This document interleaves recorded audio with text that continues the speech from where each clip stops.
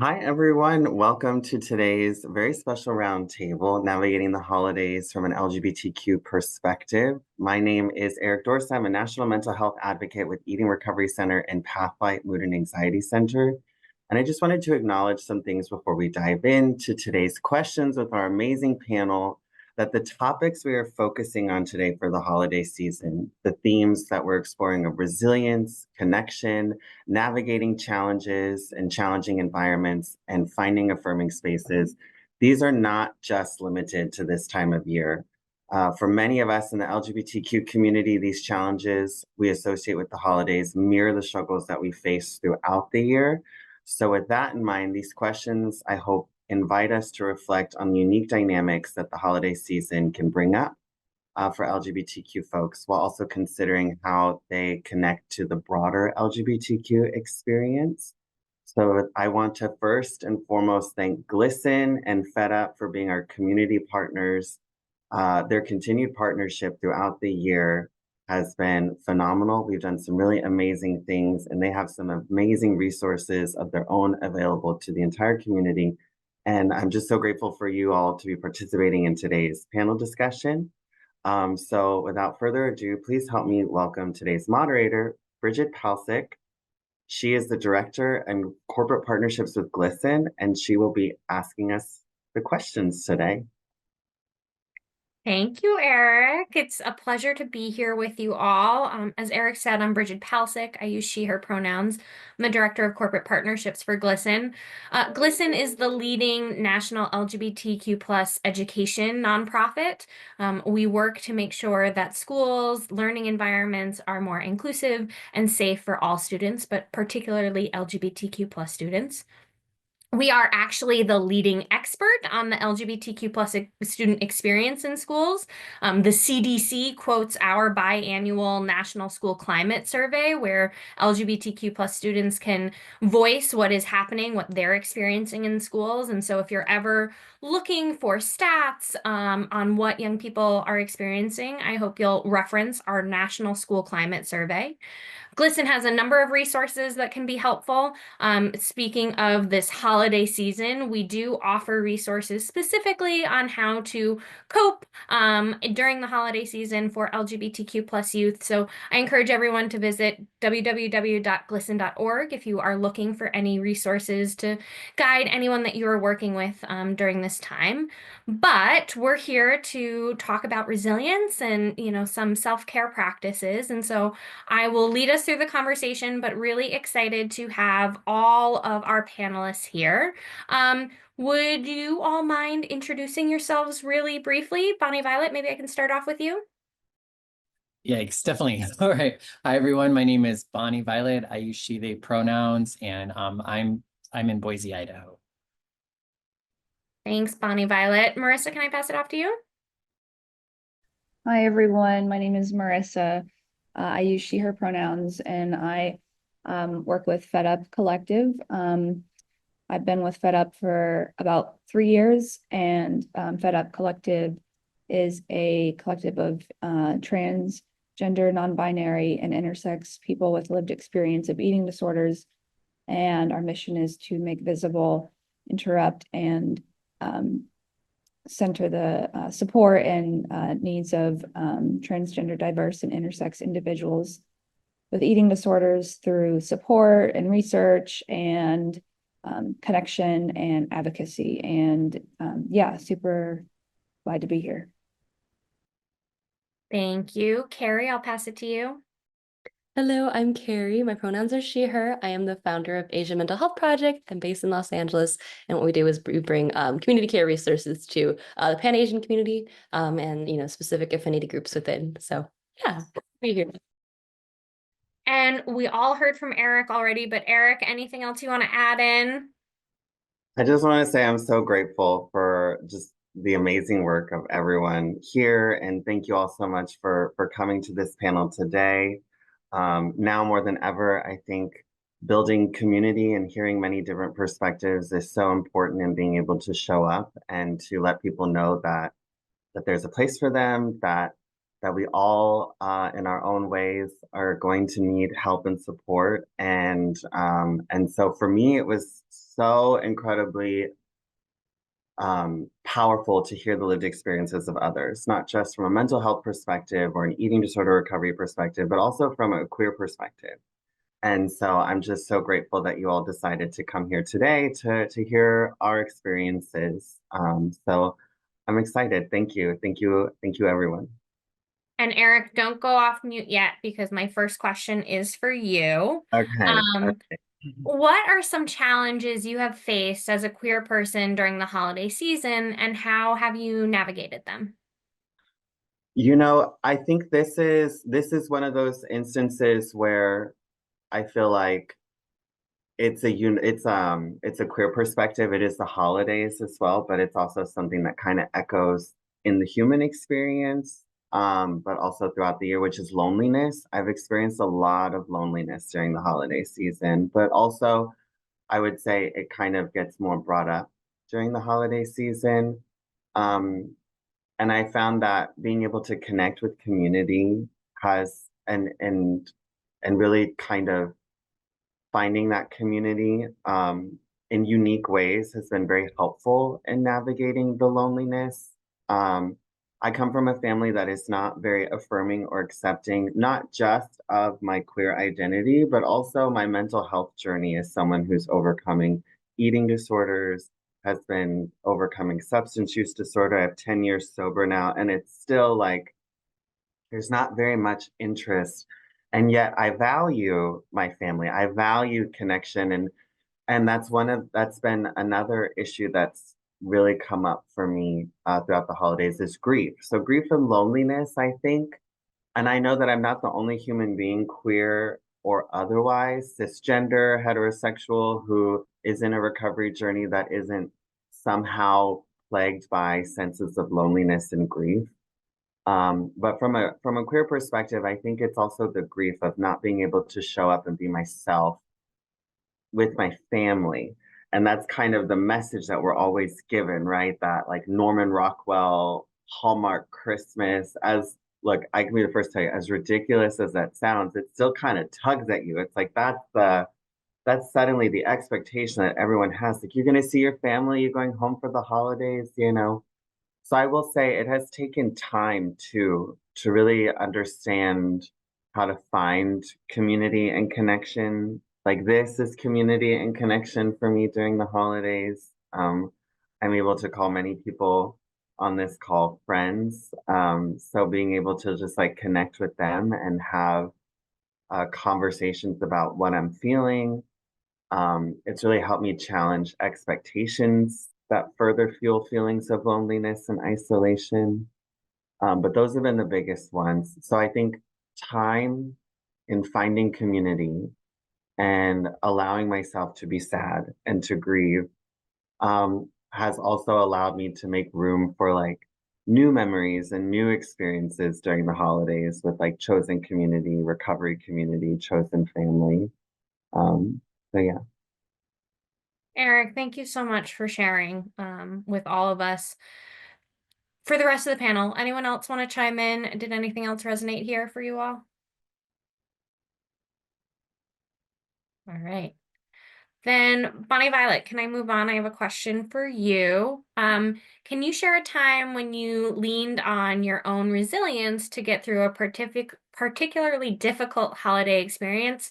What helped you most in that moment? All right. Yeah, so and just a little, I am part of TransJoy Boise in Boise, Idaho. I didn't mention that. And we did Idaho's first ever Trans March this last September. We had 1,300 people come, which was awesome. And we have a podcast. But anywho, I'm trying to think, like, I think my own resilience is like, I think it's tricky sometimes, you know, because I think oftentimes I feel like I'm alone and I'm doing things all by myself, and I have to rely on myself to be okay. And oftentimes I just have to look around and see that that's not true, that there are people looking out for me and caring for me. If even when I'm not paying attention, but oftentimes I also need to ask for it. So I think the biggest thing for me, I don't know if there's any one particular incident that sticks out, but I think in general, I've come to being 16 years in recovery now. I've come to I've found myself in holidays experiencing them in ways I didn't want to and wished I wasn't. And I've had some really great experience as well. And so I think the big thing for me that's really important is just to be and be intentional and actually plan something, like think about it ahead of time.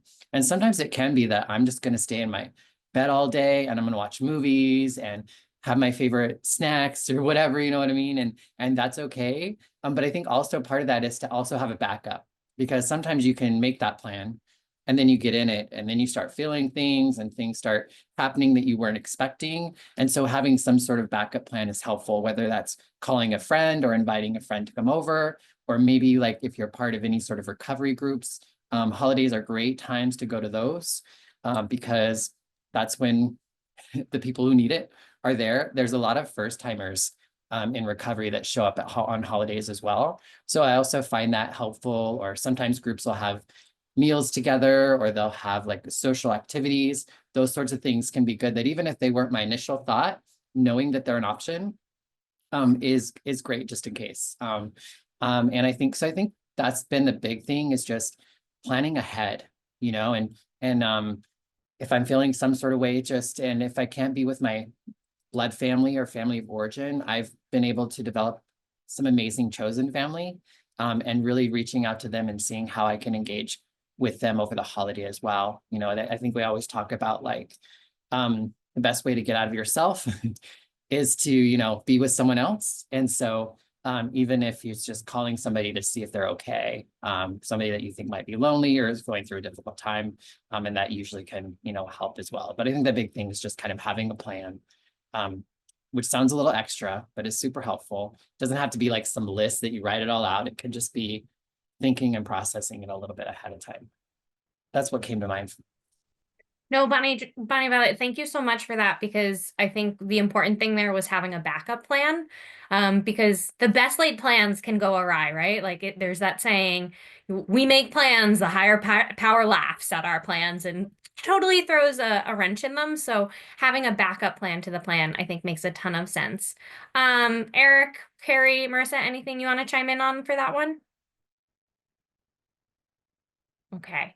I would say I Go agree. Eric. Yeah. No, I was just gonna say I agree. I think like also being able to like understand that like it takes time, that like you may not even like that may even be like a big stretch, right? To like come up with a plan and then like have a backup plan. But like also it's okay. Like I just wanna, for any healthcare professionals out there who are like looking to incorporating this for their clients, or just like if you yourself are like struggling with this, like it's okay to like ask for help to build the plan. You know, that's not like I've had to do that so many times where like I'm just like I'm so, because the feelings can be so a lot. I don't know, Bonnie Violet, for you, like would you say it's something that it's taken time to really grow into?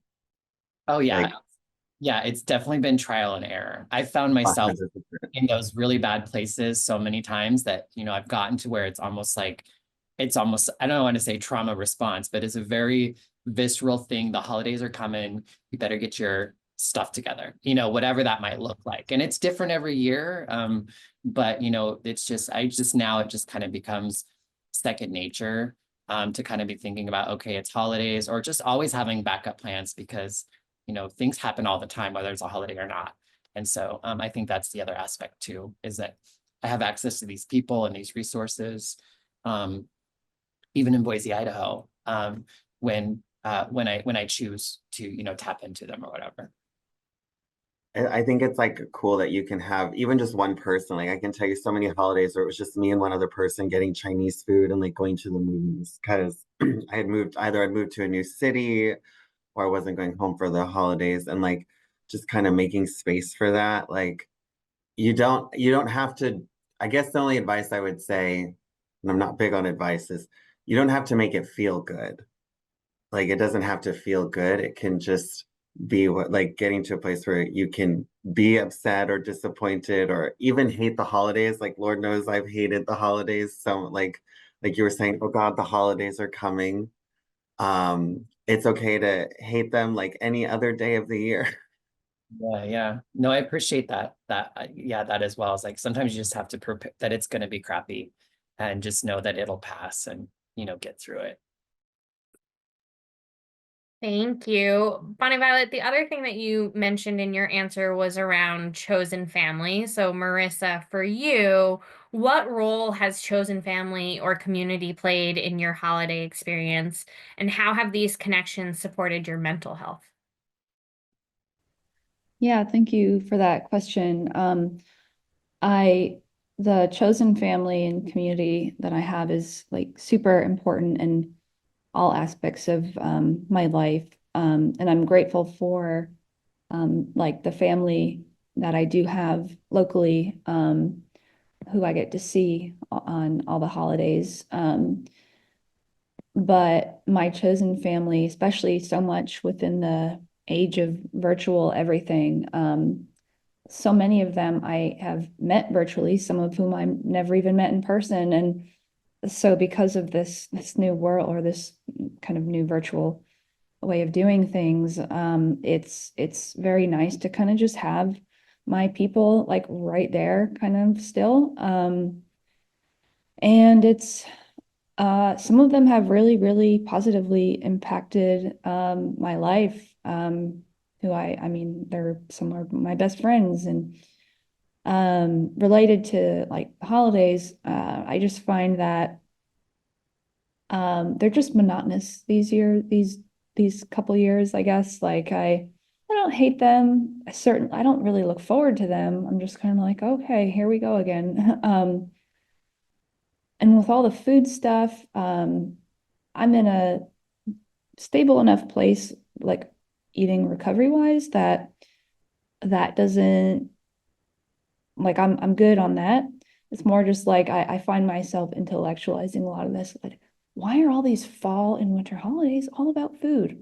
I just don't get it. Like, I'm fine with it. I don't get it. Like, certainly, things are not as amazing as they used to feel in younger years. And I think it is especially true when you kind of don't have that picturesque holiday get together with lots of family, a big house, and fire, and little snow in the outside. Like it is so picturesque, and I think because that's like maybe ingrained in the expectations in our society, I wouldn't say I don't feel lonely with it. I just kind of sometimes contemplate like, oh, okay, I don't necessarily have that.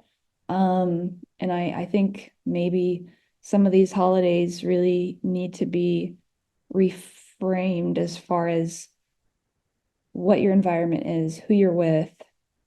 And if you have that picturesque sort of experience, that's great too.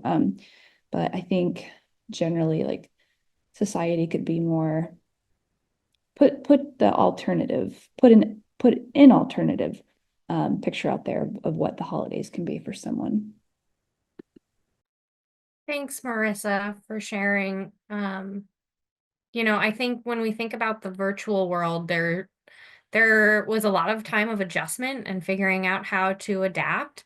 But one of the benefits that I've seen come is even if you're traveling for the holidays, you can still access that virtual world and that virtual connection, which is really helpful. Or if they're traveling, chances are they're in a place where they can access virtually and still be open to you. So I think that was a great reminder, and not something a lot of people think about at the holidays when they are in those picturesque Norman Rockwell, as Eric said, moments of being surrounded by people. So I think that was a great point.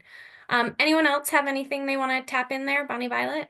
I just want to say, I mean, I think that's one of the amazing things about being queer is like we get to create our own way of doing things. And so we can create our own traditions and our own ways of doing things.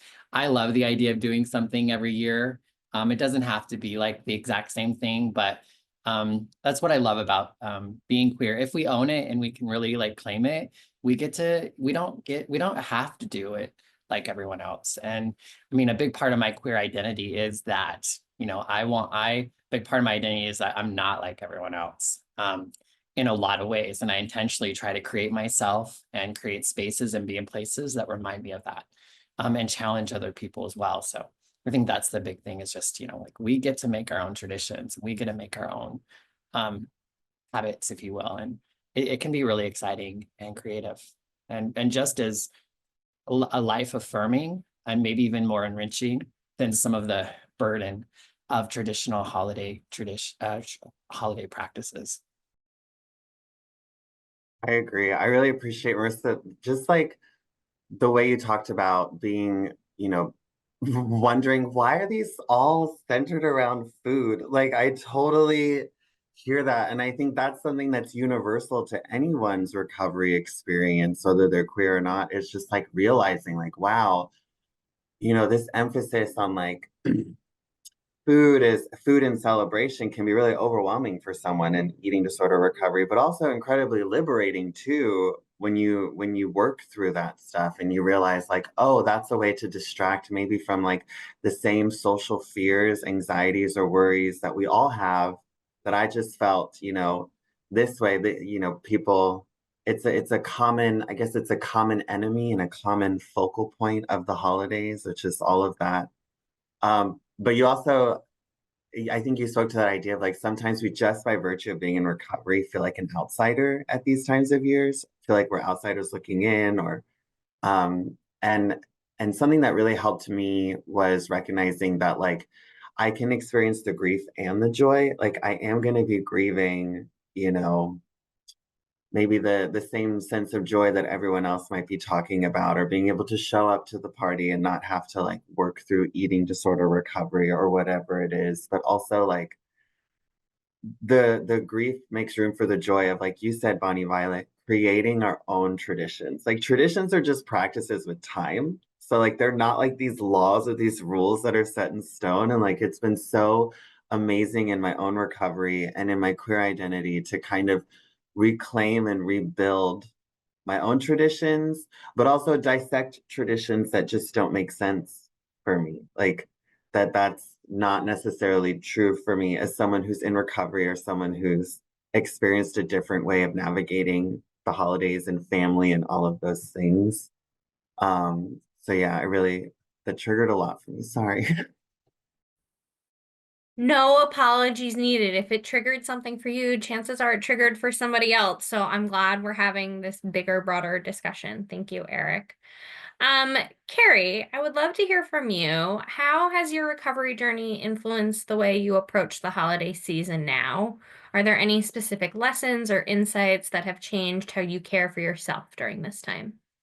Yeah. Oh my God. Firstly, I'm loving what everyone is sharing. I'm resonating with so much. And particularly with holidays, being food, and also is it Norman Rockwell? The classic, like I was thinking about how all of the holiday movies, portray this one thing, and I'm Asian American. So the holidays are a big deal for my family because they were so like keen on like this is the American tradition that we really want to align with so that we can fit in as immigrants in this country. So it like carries a lot of complicated feelings for me. I love the holidays. So I'll sort of work backwards from your question where it's like I'm like a delusionally whimsy girl. Right? So that's like the part of the holidays that I really love. And rather than relying on my, um place of origin, like my parents' home for that this year, to create my own comfortable space. I, decorated my own home for not the first time, but I like used real garlands and things and made a real like Christmassy vibe. It's completely on the other side of this, so no one can see. Oops. Um, speaking of which, Bonnie Violet, your home is such a vibe. Anyway, yeah, so creating my own spaces of comfort. And I learned to do this, a couple of years ago, because, my sister and I are both queer. She's a trans woman. I am, bisexual. And so that was a lot to like have around the family dinner like a couple of years ago. And, I remember this moment of just feeling so awful because I think my sister like left the home and then my dad just like blew up. He exploded. He's like, I cannot believe that you all would show up like this to our home. We work so hard, etc. And then I was like, oh, I feel really uncomfortable right now. So I need to create my own comfort space. So that's been really carrying me through the holidays. And that's been a key way for me to cope, is like building a space of comfort and safety for myself, that I can always duck back into. If I do have like obligations with family, I have something that is comforting that I can always come home to, and that is within myself, but also maybe, maybe something that I can like, hold on to for that. Another thing that came up, we host these like peer support groups with Asian Mental Health Project. And yesterday we had one around eating disorders in the holiday. And the facilitator was mentioning like, hey, like the first thing that people say to you, particularly Asian families, is like, you're thin, you're like, you lost weight. But like, even if they mean it in a complimentary way, it adds so much pressure around that. And oftentimes, you see your family for, the first time in a really, really long time in the holidays. And the first thing that is commented on is appearances. Like that is so, it can be really harmful, I think. But setting the boundaries of like, that even though that is what they say or they notice of me first, that is not all I am presenting into this holiday season, has been really helpful for me. Because yeah, I think I noticed over Thanksgiving, my mother was commenting on my appearance. The first thing she was like, you look blank. And I was like, oh, let me just keep that up then, and I found myself, nitpicking at my own food patterns. And I was like, oh, even if it is meant to be complimentary, it also can be revert me back to when I was in earlier stages of recovery and things like that. But I don't know, it's for me, it's a lot about setting boundaries and creating my own spaces of comfort and coming home to the things that I've learned and worked so hard for, even in spaces where those are not as welcome. But yeah, that's all. Thanks for sharing, Carrie. Anyone else want to comment here?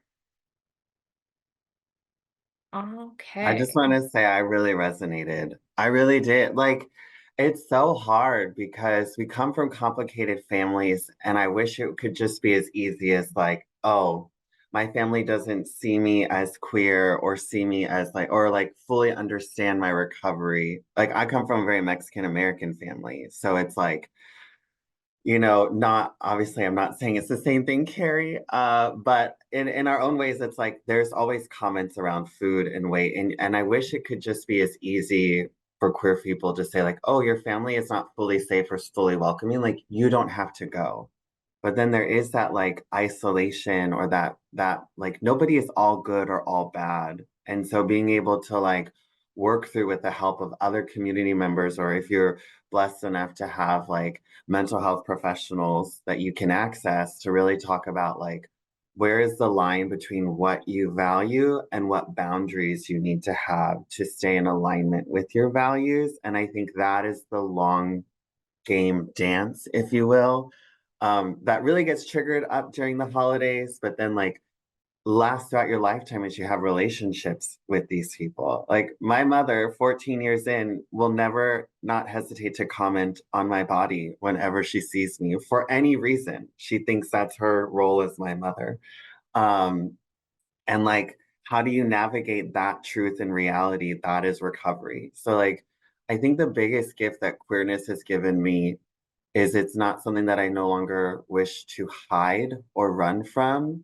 And so, in a lot of ways, it's really helped me accept the reality of what it means to be in recovery in my life with the world as it is, because it is always pushing up against us. Like, we don't have the luxury as queer people to live in what we wish the world would be like. We have to be able to recover in the reality of what the world is like for us in this moment, and still choose to build community and build relationships and have hope and fight for our ability to sit at the table.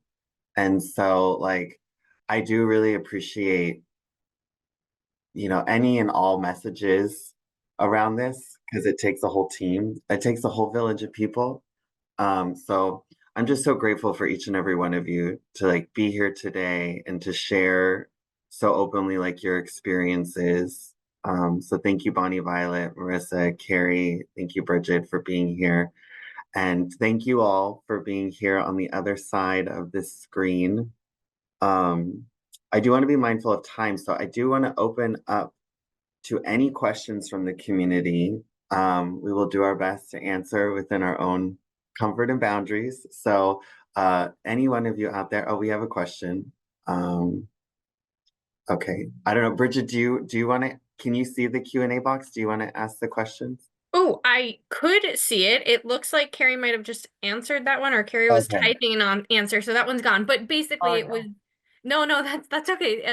The question was more of a comment. It was commenting on the fact that these are comments about appearances are heard in Asian cultures. The person who was writing mentioned they're Indian, so they hear it in their family. Eric, you mentioned you're Mexican American, you hear it in your family. I'm Irish. My Irish grandmother loves to tell me when I've eaten too many mashed potatoes. So I think this is universal. It comes up in a lot of families, regardless of heritage or background. And so, it's something we're all struggling with in our own ways or combating in our own ways. But the Q&A is open, the chat is open. If folks have questions, want to drop in comments. As Eric said, we as a team will be here to answer what we can when we can. But also for you all on the panel, do you have thoughts or questions of each other that can spark some additional conversation? Bonnie Violet, I see you're off mute. I'm just thinking, I know I'm just like thinking of like times with my family over the years. And, one of the things that I noticed that before I transitioned, I lived as a queer guy, whatever. And so, but I noticed that my relationship with my family changed in the sense of how I showed up for them, regardless of, looking more femme and have, like my body changing and stuff, but more of in the sense of I stopped performing. I think when, like being the queer person, I think sometimes in a family where most people aren't, I often felt like I had to be funny and sassy and have this sort of personality and like be the butt of the jokes and crack my own jokes and like all these sorts of things. And when I and that seemed okay, I guess, for a while, but then I don't, for whatever reason, after I transitioned, I just feel like I'm more authentic in even my emotions. And so I don't perform for them anymore. If I'm feeling some sort of way, I'm feeling some sort of way. If I'm happy, I'm feeling happy. I think just being mindful of my heart and where I'm at and just being authentic to who I am it's challenging. But I have, because I'm not that like happy-go-lucky person in the ways that I was. And so it does change all my dynamics with everyone that makes it feel less whatever. But if I don't want to deal with that, then I'm just not going to deal with that. Like I can love and care for my family, but I don't need to force myself to do it just because it's a holiday. Sometimes I do better to go when I can just be more authentic and real, and maybe even be able to put on the smile and be joyful and be laughy because it's what's really going on for me versus putting on a face. I don't know if there's something more that people can add to, but I don't know. I That's what. just really relate. Like, I think that's one of the gifts of like really kind of time and community and resilience. It all builds up a sense of self and personal identity where I think it really challenges that narrative, especially I can only really speak to my experience, but feeling like I was always the black sheep of the family or the one that felt too much or was aware of too much, um, is that by having boundaries and standing up for myself, I'm not standing against anyone. And so often that was the dynamic. The dynamic was when I would show up and actually like take up space, it was like, I don't want to use terms that I don't fully understand, but it felt like I was being like I was being bullied or attacked back into like performance. Like, no, like why are you making this all about you or how queer you are? Like me showing up as a queer person was me like they thought that was the performance. And so really learning that's kind of what it was bringing up for me as you were talking is that like part of being authentic as you are is just being honest with people, and then that allows for real relationships, real dynamics, real boundaries, real love, real respect. And I think that is something that queer people can really relate to because we spend so much of our young adult lives trying to hide or run from, or even fit, like I know for myself, fix, like become more of what I thought I needed to be, so I wouldn't be rejected by people, the only people that I knew. And then when you finally put that down, it's like that this is not who you are. Bring back the other, the quiet Eric, the polite, the one who did the dishes, not the one who suddenly has opinions. It's like that kind of thing was hard to navigate. So I really appreciate what you shared about like growing your own personal resilience, and not having people pleasing be the thing that navigates your sense of safety or connection during the holidays, but rather authenticity. So that's how I relate it to that. Thank you, Eric. I love that. Anybody else have anything to share? Anything for the chat? Yes, any questions in the Q&A box? We have about 9-ish minutes, or we can end a little early. Present to all of you. I had maybe a question for, oh, there is a Q&A question. Yep. So what helped you navigate the impact of those around you while you became more authentic? Anyone can jump in on this one.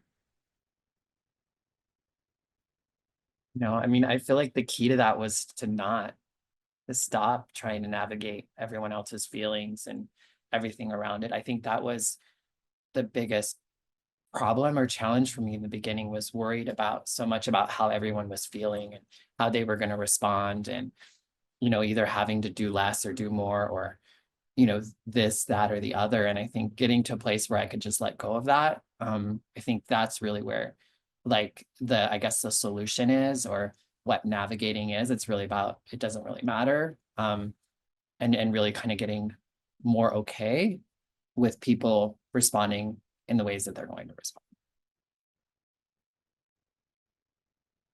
Yeah, I think on top of that, I feel like one thing that I like had a perspective shift on is like I have agency, which is like really cool to take back, relating to what was discussed before, like navigating the impact of those around me, or also navigating like what me stepping into the space, what's the impact on everyone else? It just got to be really exhausting. And so for me, it came to a point of like, you know what, I have agency. And even if there is some sort of like emotional larger impact of things that are external, to me, like, people are telling me some sort of thing, I'm feeling triggered by things, I actually also have agency, and I can set my own boundaries, whether they're like physical boundaries, like I'm going to step back a little bit, I'm going to go to another room, I'm going to step outside, or just like emotional sort of boundaries there. And it's not to like stiffen up and like, guard our hearts in ways, but it was really powerful to me to be like, hey, actually, like,